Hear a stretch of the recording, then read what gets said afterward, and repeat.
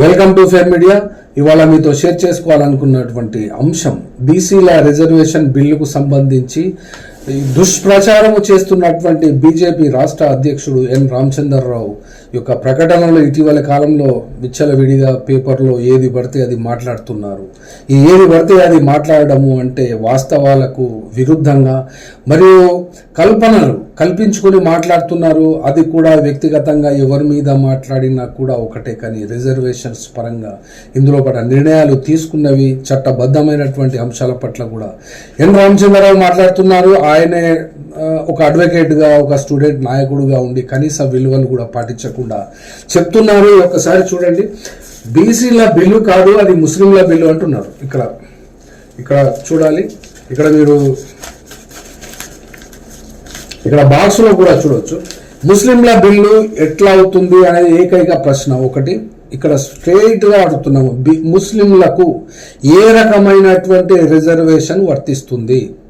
ఈ విషయానికే వస్తే ఇప్పటి వరకు అనుసరిస్తున్నటువంటి బీసీలకు వస్తున్న రిజర్వేషన్స్, పొందుతున్నటువంటి రిజర్వేషన్స్ ఏమిటి?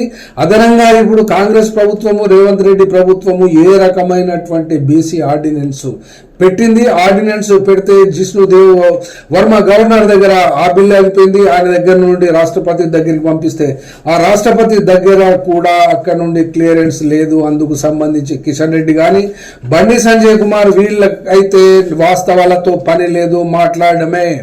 తెల్లారు లేస్తే ముస్లింలపై విషం కక్కడమే తప్ప వీళ్ళకు వాస్తవాలు పట్టింపు ఉండదు. అందుకు తొట్టి గ్యాంగులు అయితే ఎక్కడ పడితే అక్కడ విచ్చలవిడిగా ఉంటాయి. కాబట్టి వాళ్ళు కూడా ఈ యొక్క అబద్ధాలను నిజాలుగా నమ్మేటువంటి పరిస్థితి వస్తున్నది. కాబట్టి ఇటువంటి పరిస్థితులలో నిజం ఎంత, అబద్ధం ఎంత అనబడే విషయాన్ని అది ఇక్కడ చూద్దాము. ఇక్కడ బీసీలకు అమలవుతున్నటువంటి తెలంగాణలో రాష్ట్రంలో శాతం ఒక్కసారి చూద్దాము. బీసీఏకి 54 కులాలు ఉన్నవి. అందులో 7% రిజర్వేషన్ వర్తిస్తున్నది. బీసీబీలో 28 కులాలు ఉన్నవి. అందుకు 10% రిజర్వేషన్ వస్తున్నది. బీసీసీలో ఏకైక కులం ఉంది కాబట్టి 1% మాత్రమే రిజర్వేషన్ ఇస్తున్నారు. అది కూడా ఒకటే కులం కాబట్టి బీసీసీ క్రిస్టియన్స్ ఎవరైతే మతాన్ని మార్చుకుంటారో అది వాళ్ళకు వర్తిస్తుంది. తర్వాత బీసీడీలో 47 కులాలు ఉన్నవి. అట్లాగే అందులో 7% వాళ్ళకు రిజర్వేషన్ వర్తిస్తుంది. అట్లాగే బీసీఈ ఇక్కడ వస్తుంది. ఇందులో కూడా ముస్లిమ్స్ పొందుతున్నటువంటి శాతము, ఆ ముస్లిమ్స్ యొక్క శాతము కూడా బీసీస్ ఉన్నారు, అందులో కూడా ఎఫ్సీస్ కూడా ఉన్నారు. కాబట్టి ఇక్కడ కూడా భారతదేశంలో ఉన్నటువంటి 14.2కి ఇంచుమించుగా సుమారుగా అటు ఇటుగా తెలంగాణ రాష్ట్రంలో ఉంటుంది. ఇది వరకు చేసినటువంటి వీడియోస్లో కూడా ముస్లిం జనాభా తెలంగాణ రాష్ట్రంలో ఎంత ఉన్నది అనేది కూడా చెప్పడం జరిగింది. ఇక్కడ వచ్చినటువంటిది 4%. కాబట్టి ఇక్కడ అమలవుతున్నది 29% అయినప్పుడు ఇక్కడ రాష్ట్ర ప్రభుత్వము, రేవంత్ రెడ్డి ప్రభుత్వము మరియు కాంగ్రెస్ హైకమాండ్ కూడా 42% ఇవ్వడానికి వాళ్ళు సుముఖంగానే ఉన్నప్పటికీ ఇక్కడ మోకాలు అడ్డుతున్నది ఎవరు?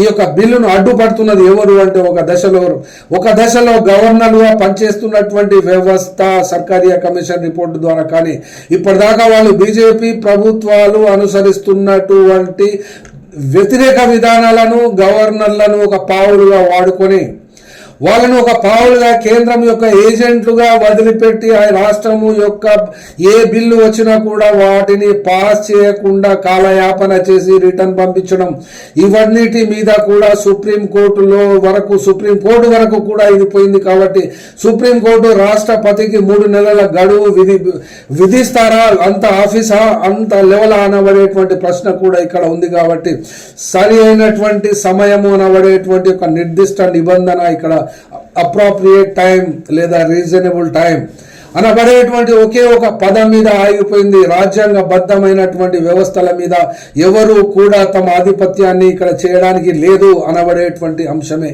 ఇక్కడ చెప్పదలుచుకోవాల్సి వస్తున్నది. కాబట్టి ఇక్కడ రెండవ ప్రశ్న, 42% కనుక బిల్లు ఆమోదించినా కూడా ఇటు గవర్నర్ ఆమోదించిన, అటు రాష్ట్రపతి, ఇప్పుడు తెలంగాణ రాష్ట్రం యొక్క ముఖ్యమంత్రితో సహా అందరూ ఢిల్లీలో మకాం వేసి రాష్ట్రపతి యొక్క అపాయింట్మెంట్ను మరియు మోడీ ప్రభుత్వము ఎలాగైనా కూడా ఆ యొక్క ఆర్డినెన్స్ కు చట్టబద్ధము చేయడానికి అనుమతించాలి. ఆ యొక్క బిల్లును అనబడేటువంటి పట్టుదలతో రేవంత్ రెడ్డి ధర్నా కూడా ఢిల్లీ జంతర్ మంతర్లో చేయడం జరిగింది. ఇక్కడ రాష్ట్ర ప్రభుత్వం తరఫున మంత్రులందరూ కూడా అక్కడ అక్కడ పార్టిసిపేట్ అయ్యారు. ఇంకా కూడా అక్కడ ఇదే అంశం మీద కూడా ఇంకా తర్జన భర్జన పడుతున్నారు. ఏఐసిసిలో ఉన్నటువంటి మల్లికార్జున్ ఖర్గే మరియు రాహుల్ గాంధీ కూడా ఈ అంశం మీద సీరియస్ గానే ఉండి అక్కడ జంతర్ మంతర్ దగ్గర జరిగినటువంటి ధర్నాకు, అక్కడ రాంచీలో అక్కడ ఉన్నటువంటి జార్ఖండ్ రాష్ట్రం యొక్క కోర్టు యొక్క తీర్పుకు బెయిల్ తీసుకోవడంలో జాప్యము జరిగినందున రాహుల్ గాంధీ అందుకోలేదు అని చెప్తున్నారు.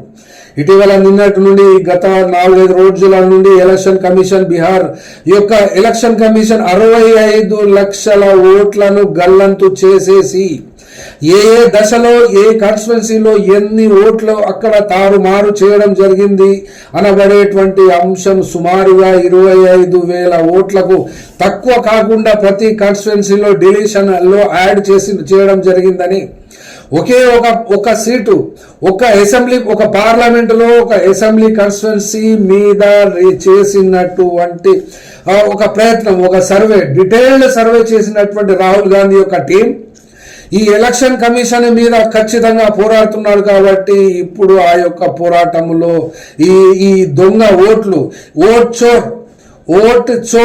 ఓట్ చోరీ ఈవీఎం యొక్క సబ్జెక్ట్ అయితే సపరేట్ గా ఉంది. కానీ ఇక్కడ ఎలక్షన్ కమిషన్ ఆఫ్ ఇండియా ఖచ్చితంగా బీహార్లో 65 లక్షల ఓట్లను గల్లంతు చేసి అక్కడ బీజేపీ ప్రభుత్వాన్ని ఏర్పాటు చేయాలనుకున్నటువంటి ఆ సమస్య మీద రాహుల్ గాంధీ కాన్సన్ట్రేట్ చేశారు. కాబట్టి రాలేదు అని తన ఎక్స్, ట్విట్టర్ మరియు వేరే సోషల్ మీడియా మాధ్యమాల ద్వారా కూడా తెలియజేయడం జరిగింది. కాబట్టి ఇక్కడ రాష్ట్రపతికి అడ్డుతున్నది ఎవరు, గవర్నర్ దగ్గర అడ్డు పెట్టుకున్నది ఎవరు? మరి ఇప్పుడు ఇక్కడ చెప్తున్నటువంటి ఎన్ రామచంద్రరావు దాంట్లో ముస్లింలకు 10% ఎక్కడ ఉంది అంటే ఆ 10% ఎక్కడ ఎవడు ఇస్తున్నాడు? ఏ రాష్ట్ర ప్రభుత్వం ఇస్తున్నది? భారతదేశంలో ఉన్నటువంటి మొత్తం రాష్ట్రాలు మరియు కేంద్ర పాలిత ప్రాంతాలలో కలిపితే ఏ ముఖ్యమంత్రి ఇస్తున్నాడు? అసలు 15కు పైగా బీజేపీ పాలిత రాష్ట్రాలే ఉన్నందువలన ఏ ముఖ్యమంత్రి ఇస్తున్నాడు? మరి రేపు పొద్దున ఇక్కడ 10% ముస్లింలకు రిజర్వేషన్ ఇస్తారని ఎవరు చెప్పారు? అసలు దేశంలో ఇన్ని అబద్ధాలు ఆడబడేటువంటి అబద్ధాల ఫ్యాక్టరీ మరియు గోబెల్స్ ను కూడా మించినటువంటి ప్రచారం ఇక్కడ తెలంగాణలో చేస్తున్నారు.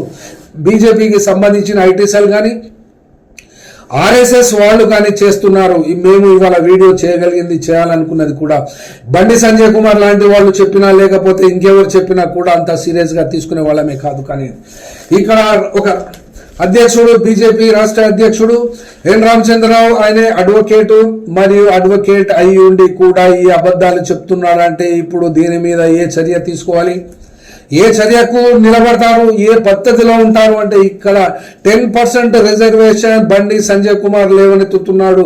ఇక్కడ రెండవ ప్రశ్న కూడా ఇక్కడ వస్తుంది. 10% రిజర్వేషన్ ఎవరికి ఇస్తున్నారు అనే ప్రశ్న సూటిగానే బీజేపీకి ఎన్ రామచంద్రరావుకే చెప్తున్నాము.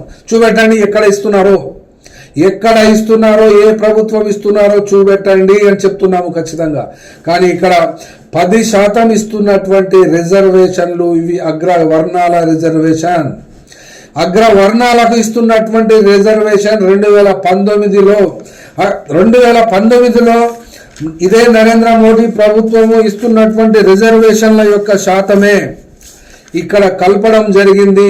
ఆ యొక్క 10%లో అగ్రవర్ణంలో ఉన్నటువంటి పేదలకు ఇవ్వాలి అని నిర్ణయించుకున్నాక రాజ్యాంగ సవరణ కూడా చేశారు.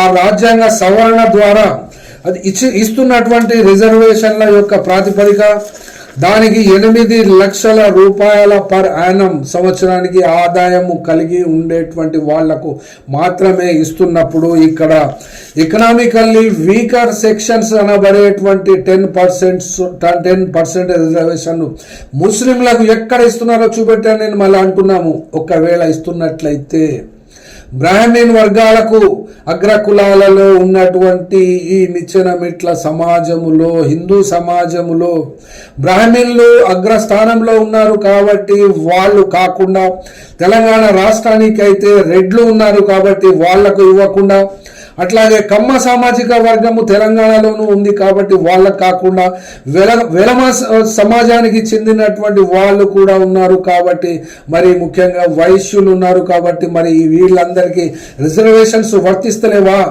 ఈ 10%లో వీళ్ళు లేరా? మరి ఎవరున్నారు, ఎక్కడున్నారు, ఎవడిస్తున్నాడు వీళ్ళు ముస్లింలకు ఏ ప్రభుత్వం ఇస్తున్నది, ఏ ముఖ్యమంత్రి ఇస్తున్నాడు అని చెప్పవలసి వస్తున్నది. కాబట్టి ఇక్కడ పత్రికా ముఖంగా మాట్లాడేటప్పుడు వీడియోలలో చెప్పడము, మీడియాలో చెప్తున్నప్పుడు ముస్లింలపై దుష్ప్రచారము చేయడము ఇది జన్మతో పుట్టినటువంటి బుద్ధి, ఇది జెనెటిక్ గా ద్వేషంతో పెరుగుతున్నటువంటి రాజకీయాలే తప్ప ఇక్కడ తెలంగాణ సమాజంలో ఇటువంటి దుష్ప్రచారాలకు మరియు అబద్ధాలకు నిలవుగా చేయాలి అని అనుకుంటున్నారు. ఇటీవలి కాలంలో 8 పార్లమెంట్లో సీట్లు గెలిచిన తరువాత వచ్చినటువంటి ఊపు ద్వారా ఇది మీరు ప్రచారం చేస్తున్నారే కానీ ఇక్కడ ఇస్తున్నటువంటి రిజర్వేషన్స్, అగ్రకుల రిజర్వేషన్లను ఎకనామికల్లీ వీకర్ సెక్షన్స్ అనుకున్నా కూడా అగ్రవర్ణాల వాళ్ళు ముస్లిమ్స్ వీళ్ళందరితో పాటు ముస్లిం జనాభా కూడా అందులో ఉంటుంది. కాబట్టి ఇది కేవలం ముస్లింలకు మాత్రమే వర్తించదు, అగ్రవర్ణాలలో సరసన చేరినటువంటి ముస్లింలు కూడా ఉన్నారు. కాబట్టి ఇక్కడ పంచములు కాదు, అట్లాగే ఇక్కడ ఉన్నటువంటి లోయెస్ట్ కులాలు ఎస్సీ ఎస్టీ కులాలు కాదు. ఇక్కడ చెప్పినటువంటి నిర్వచనము ఎకనామికల్లీ వీకర్ సెక్షన్ అంటే ఏ రిజర్వేషన్లు పొందనటువంటి వాళ్లకు ఇచ్చేటువంటి రిజర్వేషన్ మాత్రమేనని రాజ్యాంగబద్ధంగా ఇది సుప్రీంకోర్టు మరియు సవరణ చేసినటువంటి చట్టము, ఇది నరేంద్ర మోడీ ప్రభుత్వము చేసినటువంటి చట్టమే. కాబట్టి దేశంలో ఉన్నటువంటి అగ్ర కులాలన్నిటిలోనూ కలుపుకొని ముస్లింలు కూడా ఉన్నారు. కాబట్టి ఎవడు వాడు 10% ముస్లింలకు ఇచ్చేది అని సూటిగానే అడుగుతున్నాము. కాకపోతే తెలియని విషయాలకు తెలియదు అని అనడానికి లేదు, ఇక్కడ కావాలనే దుష్ప్రచారం చేస్తున్నారు. కాబట్టి అటు 10% ముస్లింలు అనుభవించడం లేదు, అట్లాగే బీసీలకు ఇస్తున్నటువంటి రిజర్వేషన్ శాతము కూడా ఇక్కడ 4%. అనగా ముస్లింలకు చెందినటువంటి పాపులేషన్ను బీసీలు మరియు ఎఫ్సీలుగా డివైడ్ చేసిన తరువాత ఆ యొక్క కులాలను ఆ కులాలను కలుపుకుంటే మొత్తం 14 కులాలు, వెనుకబడ్డ కులాలు ముస్లింస్లే ఉన్నారు. వాళ్ళు ఈ యొక్క వెనుకబాటు తనము ఆధారంగా చేసుకున్నారు కాబట్టి వాళ్ళకి ఇచ్చింది 4%. కాబట్టి ఈ బీజేపీకి సంబంధించినటువంటి భక్తులే అనబడ్డా, లేకపోతే ఆ యొక్క విజ్ఞానం లేనటువంటి శుంఠలు అనుకున్నా, చదువు రాని వాళ్ళు అనుకున్నా, లేకుంటే రౌడీలు అనుకున్నా, దొంగలు అనుకున్నా, తాగుబోతులు అనుకున్నా, ఎవ్వడు అనుకున్నా కూడా వాళ్ళు బిర్యానీలకు అమ్ముడు పోయేటువంటి ఈ యొక్క వాట్సాప్ యూనివర్సిటీలలో చదువుకునేటువంటి వాళ్ళు మాత్రమే ఉన్నారు తప్ప ఇక్కడ బీసీ రిజర్వేషన్లలో 4% మట్టుకి మాత్రమే ముస్లిమ్స్ ఉన్నారు. అట్లాగే ఇక్కడ 10% అగ్రవర్ణాలకు ఇస్తున్నటువంటి రిజర్వేషన్ శాతం, అగ్రవర్ణం అనే పదం అయితే లేదు రాజ్యాంగబద్ధమైనటువంటి చేసిన ఆ సవరణలో. కానీ ఇక్కడ బీసీ, ఓబీసీ కానటువంటి, ఎస్సీలు కానటువంటి, ఎస్టీలు కానటువంటి ఏ రిజర్వేషన్ వర్తించినటువంటి ఒక సముదాయమే, ఒక సమూహమే ఈ ఎకనామికల్లీ వీకర్ సెక్షన్. అంతే కానీ ఇందులో 1 ఉంటే ముస్లిమ్స్ ఉండవచ్చును, కానీ మొత్తానికి మొత్తం 10% ఎవడిస్తున్నాడు, ఎవడు ఆ ముఖ్యమంత్రి ఇచ్చింది ఇప్పటి వరకు అని సూటిగానే అడుగుతున్నాం. కాబట్టి ఇటువంటి దుష్ప్రచారం చేయకుండా మాని కాస్త ఒళ్ళు దగ్గర పెట్టుకొని చదివినటువంటి విషయాన్ని చట్టబద్ధంగా మాట్లాడితే బాగుంటుందని చెప్పి తెలియజేస్తూ సెలవు. ఫెయిర్ మీడియాకు స్వాగతం. మా ఛానల్ను సబ్స్క్రైబ్ చేసుకోండి మరియు మా వీడియోలను చూడండి. ప్రతి అప్డేట్ల కోసం బెల్ ఐకాన్ను ఆన్ చేయండి. మేము నిజమైన మరియు ఫెయిర్ వార్తలు మరియు రాజకీయ అప్డేట్లను అందిస్తాము.